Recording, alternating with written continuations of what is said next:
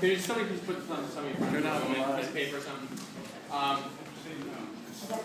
Yeah, turn on the light. Okay, so I'm going to give a quick update and then hand it to Michael Rubin. There are two legal challenges to Prop 14, which, for those of you who recall, this top two primary that eliminated party primaries, and now everybody from every party has to run in a single primary, and then only two candidates advance to the general election. This passed in June 2010, and it's had the effect of, practically speaking, keeping all of California's smaller party candidates off the November ballot.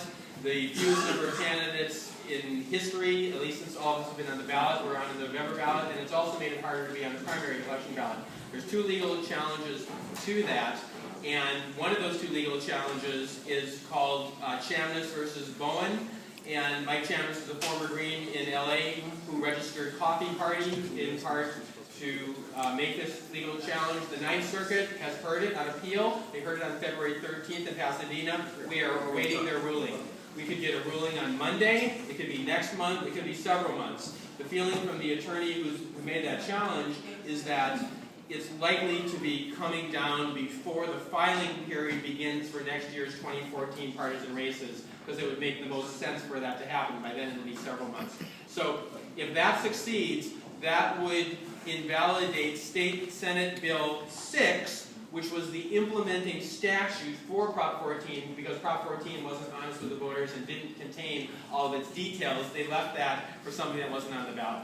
And then as an aside from that, the coordinating committee has been working with State Assembly member Rich Gordon, who has indicated he's a Democrat, and he came to us with the interest of trying to find legislation that would change the election code to make it easier for our parties to stay on the ballot, because one of the two ways that we've always stayed on the ballot is if we get 2% in the statewide election, that keeps us on the ballot. And we've done that every time that in the statewide election since we've been on the ballot in 1992. But now, if we're not going to be on the ballot in a statewide race, we can't qualify that way. The only other way we can qualify is by having a certain number of registrations, and we are trying to work with the legislature, and we're going to be having a joint meeting with Peace and Freedom and Libertarians to finalize a negotiating position and go back to Rich Gordon and try to get a bill through this session, and if not this session, next session, that would allow us and Peace and Freedom and Libertarians to stay on the ballot despite what's happened with the top two.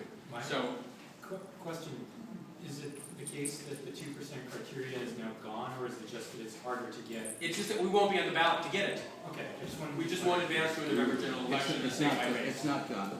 No, it's still there. Right. So one option that is getting some traction in the legislature is to change the voter registration threshold from a number equal to 1% of the number of people who voted for governor in the last race to 0.5. That would allow Peace and Freedom and Greens and Libertarians to survive. Another one is the idea of using the presidential vote total that we've gotten every 4 years, and we're also putting out the idea of a 0.5% in that race. Jill Stein, for example, got 0.66 last time, and the Libertarians got around that range as well. Both of those could keep us on the ballot. So with that, I'll hand the remainder over for you, Michael. Thank you. So next, Michael Rubin's going to talk about his case against Prop 14. Thank you. I wouldn't mind. Thank you.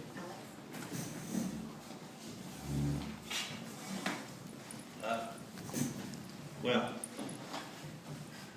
those of you who don't know me, I'm Michael Rubin, and I'm the lead plaintiff in Rubin versus Bowen. Yeah. We've been in court for a year and a half at this point. Wow. And we are still on the demurrage, which means that the interveners and the state are collaborating. That is, the interveners are people who support Proposition 14 and who are not the official Secretary of State lawyers. So they work as a team. And the interveners and Deborah Bowen's lawyers are trying to quash us. That's what a demurrer is if we lose at the demurrer level, what they're trying to do is not even give us our day in court.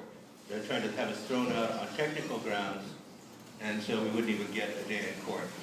That process is nearing an end, and it looks like we are, in fact, going to get our day in court. it looks like the judge is going to not grant the demurrers. And the reason is, and this is really interesting, I mean, our initial position was a sort of basic civil liberties, civil rights position. That did not impress the judge at all. So, in the exchanges of briefs, I mean, there have been several exchanges of paper during this year and a half. And one of the things that the judge wanted was specific examples of harm, which we were, in fact, able to demonstrate with abundance. That is, there were fewer, fewer third-party candidates on the general ballot. In fact, there are only 2, and they got in on a technicality because there were write-ins in running against with a Democrat with no Republican opposition. So the write-in was the second, and the legislature just, sure enough, predictably, has passed a law just a week or so ago, or 10 days ago, outlawing that, stopping that practice. Michael, we beat it. What? It passed the committee, it didn't pass the ledge. Yeah. We beat it. You think it's not going to pass? ACA 9 is dead. Oh, well. Unfortunately. I'm glad to hear that. All right, now, to go back to this lawsuit, our lawyers are the law firm of Siegel and Yee, and they've agreed to do this for $15,000, including a full trial, which is a very generous offer. And we have raised the bulk of the money. Peace and Freedom has donated money, the Greens have donated money, and the Libertarians are coming through with almost the rest of it. So we will have raised pretty close to the $15,000. I just want to say a couple more words about our legal strategy. I mean, one of the things that has saved us in this is we were able to show specific harm, as I mentioned. But something else has come up. Our lawyers happen to be reading the Proposition 8 case briefs, and one of the things that the lawyers trying to challenging Proposition 8 came up with was the idea of a taking, that gay people could marry until Proposition 8 passed, and so therefore they were a right was taken away, and that seems to impress the courts, and we use that in our most recent brief, and it seems to be impressing our judge as well. So I'm optimistic that we will in fact get a day in court. We do have a trial date. Our trial is February of 2014. So, a lot of things could happen by then. I mean, the Washington case could be settled. The case that Mike referred to could be settled. Lots of things could happen. But we're going ahead, and I'm just looking to see if there's anything that I should. One last thing, I should publicly thank Richard Winger. For those people who know Richard Winger, he is the editor of something called Ballot Access News, and he did a terrific job in doing the legal research for us for nothing, in terms of our ability to show specific harm. He follows elections all over the country, and if you haven't seen Ballot Access News, I would recommend it. I'm trying to think if there's anything else I should say. I think that's pretty much it up to the moment. Any questions, I'll be happy to entertain them. Yes. Yes, we have a few moments. So are there any questions? Yeah. One of the questions I've had, in relation to our efforts to get the legislature to do something, to loosen up the ballot access, or in relation to the lawsuits, is I'm just wondering, say the legislature does loosen up the threshold for getting on the ballot, are we in communication with the lawyers in these cases? Because I'm just wondering, does that potentially weaken our argument that there's some kind of constitutional violation? If our ballot status isn't at risk as much because they loosen the threshold for registrations for ballot status, does that weaken the arguments in these cases? And while he's answering, if others have questions, please form a line there. I am not a lawyer, I do not claim to be one, but I do not think so. That is, what we're claiming is we have our right to be heard at a time when people are paying the most attention to political matters, which is not the primary election, but the general election. Our right to be heard is damaged. And so whether that they change that would not affect that claim.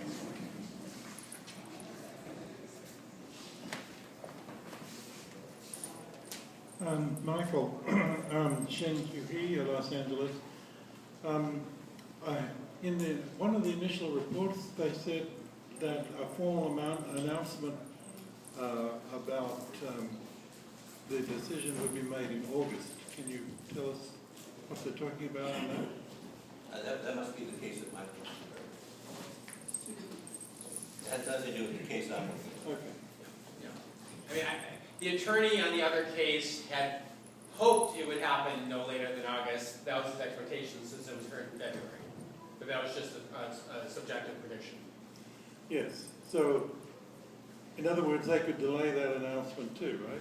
They delayed taking it a long time so that the Gautam Dutta, the attorney, tried to get them to hear it last year and actually filed something to try and hear it last year during the primaries, and it was clear that the Supreme Court wanted this to go through a cycle and have it actually play out.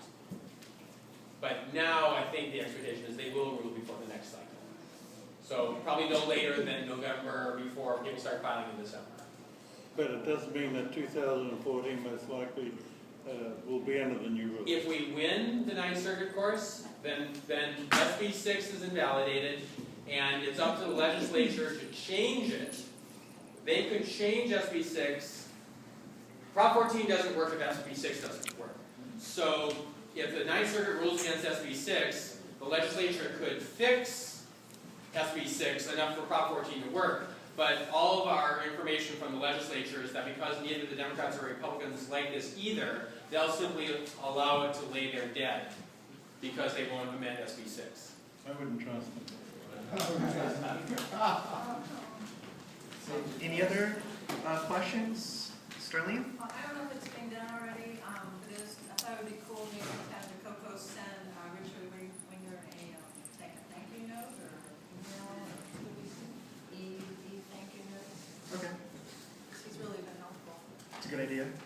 Any other questions? So seeing none, do you have some closing remarks? Well, I would just say that we're going to continue. Our lawyers believe that this is going to the Supreme Court.